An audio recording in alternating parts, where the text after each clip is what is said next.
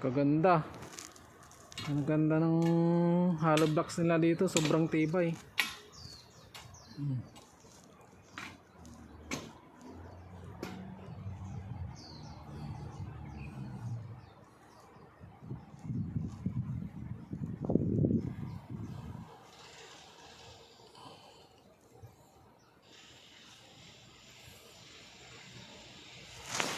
Ito yung hollow blocks dito, tingnan niyo, sobrang tibay.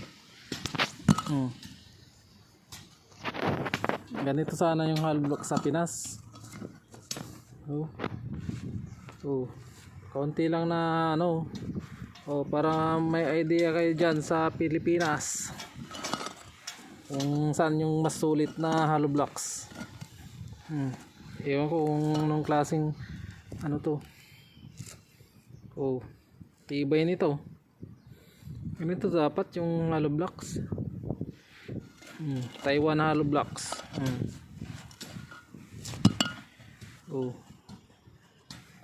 Malit lang pero sobrang tibay naman. Tignan nyo, babagsak ko yung hollow blocks natin dyan sa Pilipinas, kumusta naman?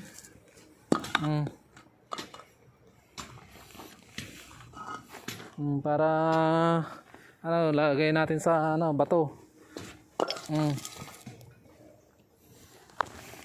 Pag sa Pinas to wala na. Yan, sulit. Gayahin nyo to yung hollow blocks sa ano, dyan sa Pinas. Yan napakalinis ang resulta.